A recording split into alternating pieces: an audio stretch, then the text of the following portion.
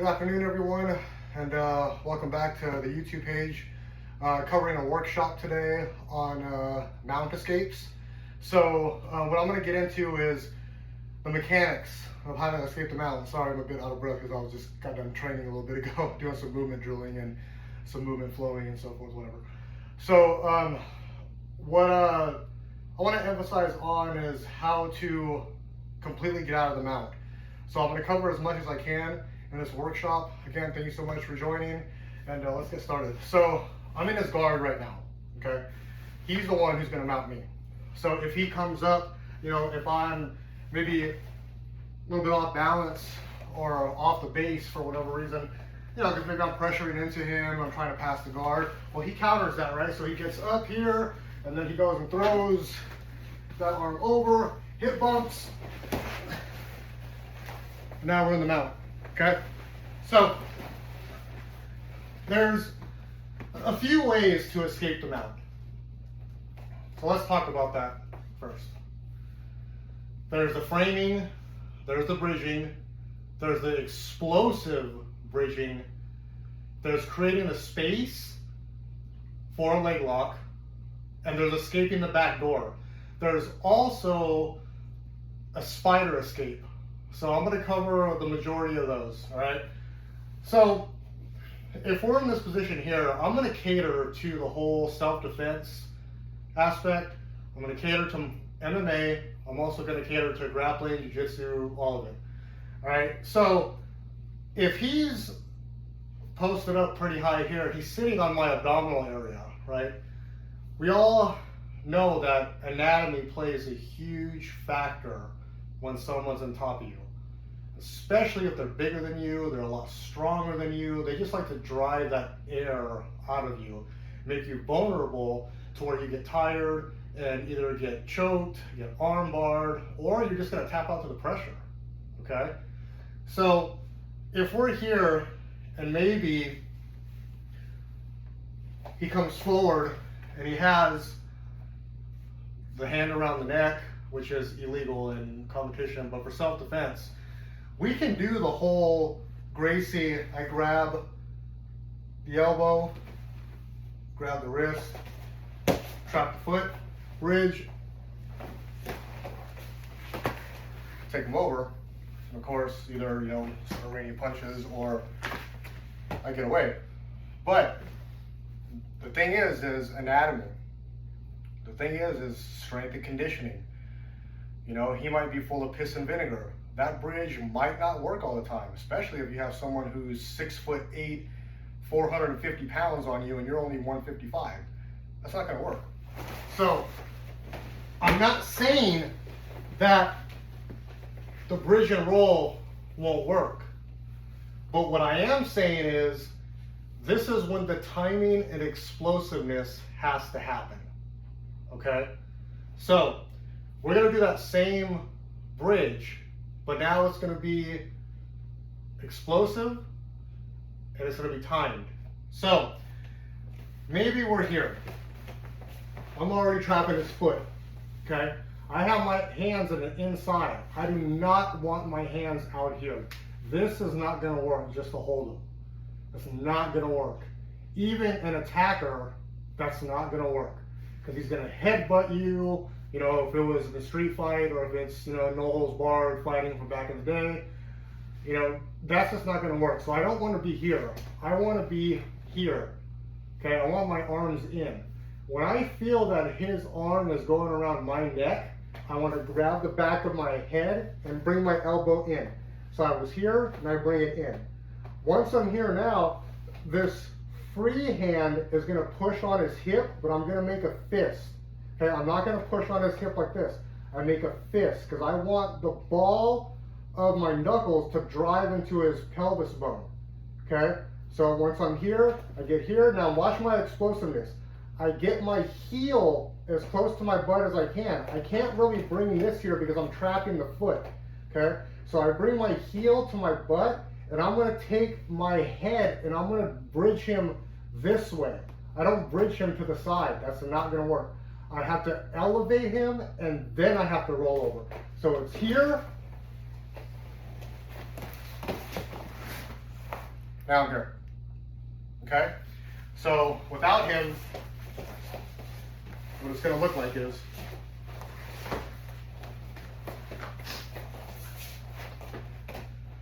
so I trap here, bring it in. With the fist, okay? When I'm ready to go, I push this in, bridge.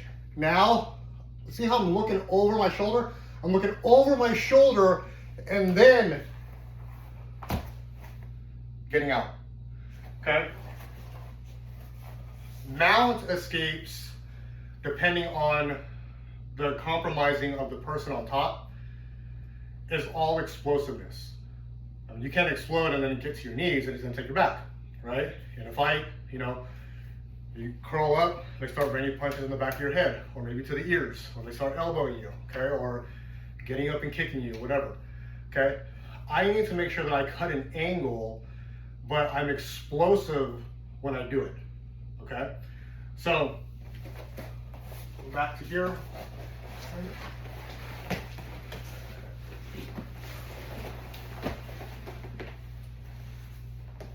Okay, so we're here, okay? I chop that foot. Right away I chop it. So now I can grab here. But maybe he slides down just a little bit and he blocks this leg.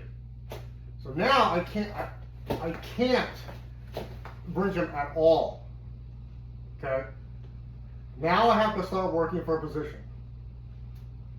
So the only way to do that is I have to go ahead and I have to release everything from the hand around the arm and the foot that's trapping. Because now that he's compromising my hips and not so much my abdominal area, my hips are the only thing that's alive in a mount. But now he went from here to now down here. Okay, he screwed all the way down. So now I release this and I get my arms in and I start getting to the side where he started going down on my hip, which is my left side. If you notice, I'm starting to shrimp crawl out to create space in this area here, okay? Because I want this leg to start coming up. So as I have my arms on the inside, I use my feet, and I don't really rely too much on my arms to push him away, because his whole upper body is stronger than my arms. So I use my ankles and my hips to get away. Okay, so we were here, I get here, and I start scooting away. As I scoot away, what I'm going to do now is I go ahead and I bring one leg in. So as you can see real quick, I brought my far leg in. Okay, I brought my far leg in, but I'm not flat on my back. I'm just showing you right now because I want you to see where I inserted the leg. Okay, so we're here. Okay, now I'm still on my side, but my leg is all the way in. I'm hooking his hamstring with my toes. Now what I can do is I can use this leg. Okay, I'm going to scoot down, I'm going to bump him. Okay, my bottom leg, the inside leg, is still the same, didn't move. I just use this leg to shoot this through and bump him. Now once I'm here, I can start snaking out from the side, hand on the armpit, start pushing him away. He's going to keep fighting. I push him away, I hip up, foot on the hip. There's my heel hook. Now, look at my foot right here if you can see it. You see my foot right here? See how I was saying I was hooking the toes with the hamstring? That's my inside leg. That's what I want. Okay? So, as he's here, right, I can't use this leg to go over. I can't. He sat down on that hip. Okay? Half of his body is on my abdominal, The other one is blocking my hip for me to bump. It's not gonna work. So when that happens, I bring everything in, shrimp crawl out, bring that leg in the inside. Once that leg is in the inside, then I can bring this up, start pushing away. Then I can go ahead and position myself from there. So that's one of the ones where you're kind of feeding off their momentum. You're feeding off their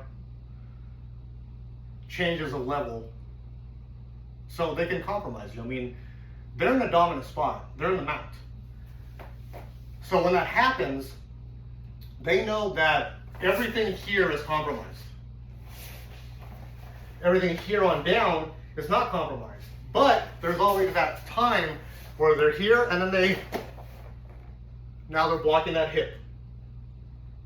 That's the movement. So if I was on mount, okay, and I'm here, I'm doing what I'm doing, whatever, and I feel that he gets to a side just enough. He gets to a side, okay, well I was here, now I drop my leg down. See that? I drop it down. This one stays the same. If I drop it down, because now I'm compromising that hip. And if he goes to this side, well then I compromise that hip too. Now I'm in a very low mount. Okay? Now if he starts pushing away, then of course I come right back up. And it's just gonna be a game of just cat and mouse. Who's gonna catch who? But you always want to create the space. You always want to create the distance when you have that top pressure.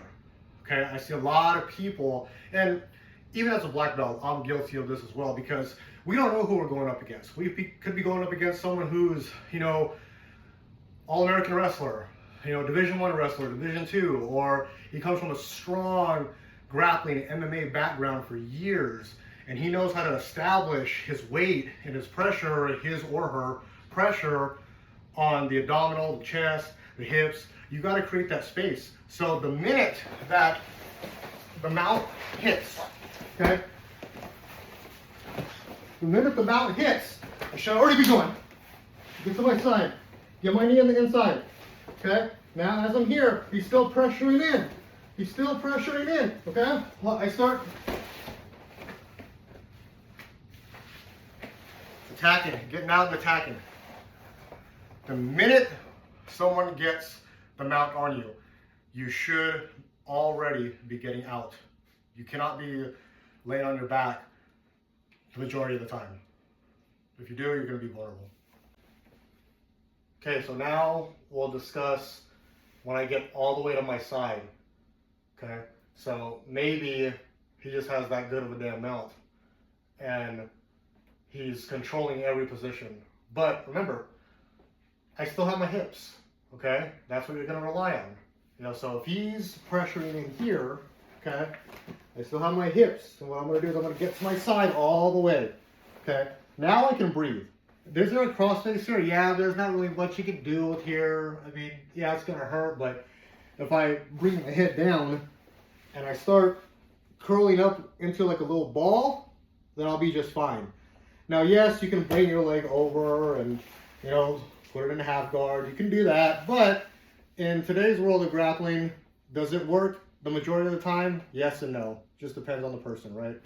So once I'm here, maybe he'll get a little bit higher. Okay? Maybe he'll bring his knee up. Okay? As he brings his knee up, what I want to do, you kind of already saw what I did. I'm going to bring my arm in the inside. Now I bring my other arm in the inside. Okay? Because he's giving me the space. Right? He's giving me the space to get my arms on the inside now. So now he's probably going to think, well, I can go for an armless triangle or whatever. Well, when he starts rising up, what I'm going to do is I'm going to go ahead and I'm going to escape out the back door. So I come here and I hold on to that leg. Okay? I can pass it. I can do whatever I want. But what I'm doing is I'm hooking that leg. So once I get here, he brings that leg close, I immediately scoop the leg. When I scoop the leg, okay, I hug onto it, switch my hips, and get out the back door. Okay? It's not a powerful move. It's just one of those moves that you just slip right on out. Because what they're thinking is,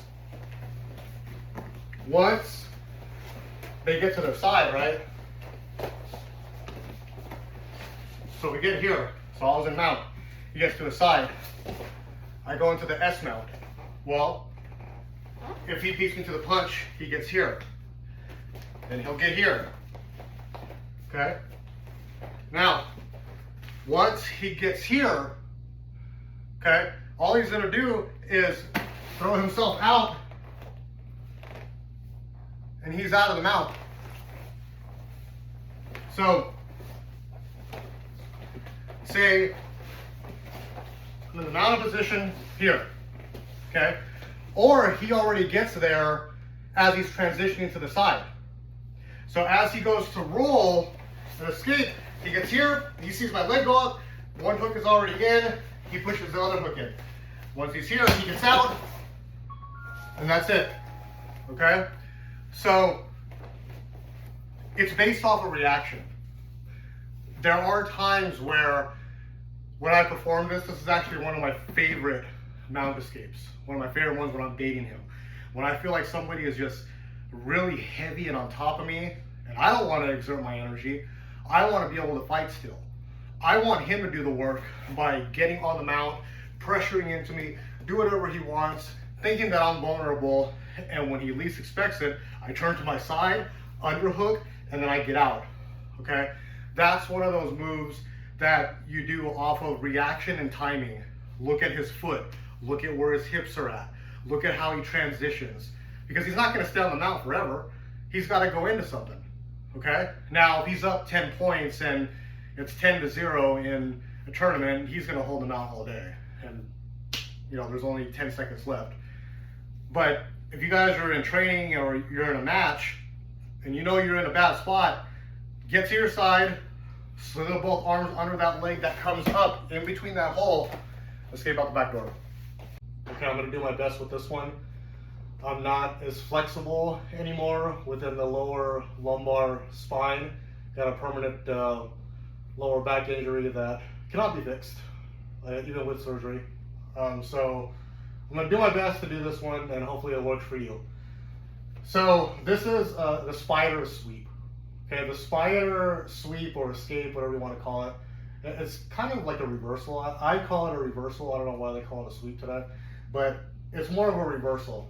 So if somebody's high up on the mount here, right, and I'm flat, okay, I'm flat, but his arms are posting, okay? His arms are posting to where he's trying to get the midsection onto my throat, which is very, very drastic for me. Because once he starts sitting on my clavicles and on my throat, it's probably going to be a wrap from there, because he's compromising my head, my arms start raising up, and it's just not going to be a good thing. Gordon Ryan, I think, did that not too long ago. Well, actually, it was like a couple of years ago, I believe, in a match where he just completely decimated with pressure. And he got into an S mount, sat on his chest, and started rising up, and that was it. So anyway, so as we're here, right, what I want to do is, I want to go ahead and I want to get my legs underneath his armpits, okay? Now the way to do that is if I can gable grip my hands together, I'll create space by pushing just a bit, but it's not going to be much because he's heavy up top, okay? But I have to make him move somehow. So as I get here, maybe I'm making a move, now I come here.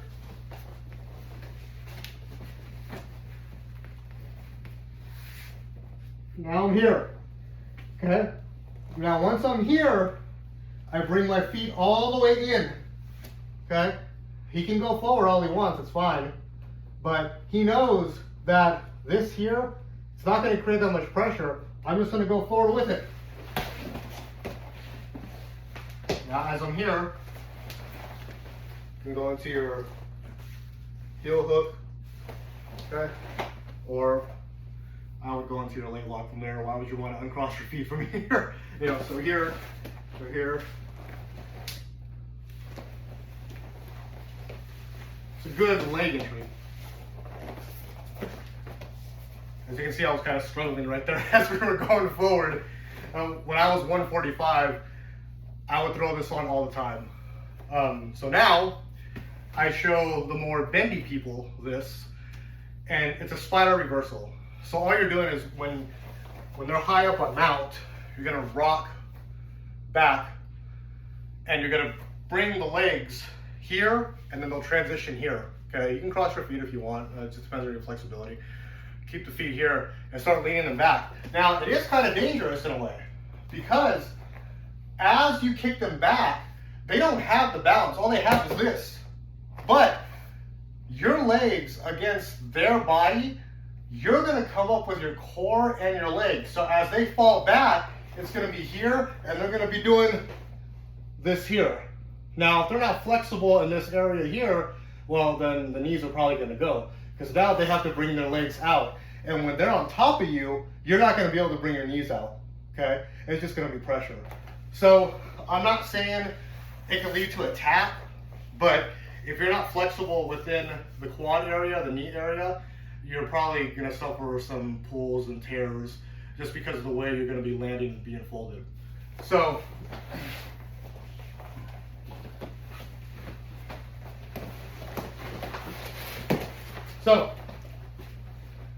as he gets higher, right, he goes to post here because he needs a post. Because if we're here and he's high, well, I can start just bridging up and creating space. He's going to get high and he needs a post, okay? So once we're here, let's turn this way actually. So once we're here, okay, he gets high, he's posting, right? He's opening those arms up for me. I gable grip, I make a move, come up, try to reach for here, start bringing this in. See the legs? See how they're folding? That's what's gonna happen. I'm not gonna pull his legs out. If they fold, they fold. I'm the one getting out. So I'm here, here, here. Maybe if the leg goes straight, go for my leg lock. Here, heel hook. And there's your escape. A lot of mount escapes involve leg entries. It's kind of like an old school way that was developed. But because what you're battling is you're battling the legs and up top. But the legs are what's wrapped around you. Yeah, his upper body is pressuring you, but the legs are what's holding you together. The hips are dictating the movement. Okay? The pressure from the upper body, that's something you got to deal with too. That's what I'm saying, that mount is a drastic position besides the back takes. You know, the body triangles, those are drastic too. Once that's in, there's escapes, but good luck getting out of it. It's going to be a war. But even with the mount, getting on a mount is a whole war. It's a whole fight because you're vulnerable. You know, you don't want to be smothered to mother's milk. You don't want your arms to start raising up and all of a sudden you get armbarred. You don't want that, okay? So these are just some options and some entries that you can have, that you can work on, that have helped me. Everything that I show on my page, whether it's workshops, shorts, or videos, everything that I show you, I have done the past 22 years. I'm sorry, 23 years. It was 23 this past Valentine's Day. 23 years. I've been doing. I've done it in competition. I've done it in training, more so in training because I retired from competition when I was a blue belt. Just kept getting hurt all the damn time because I was reckless. But these are things I've used in training when I go cross train, when I train at home at Jay Page's or the gyms that I was with before Jay Page's. So now I'm giving them to you. So I hope you liked the workshop. Thank you so much again for tuning in, and we'll see you back on the mats.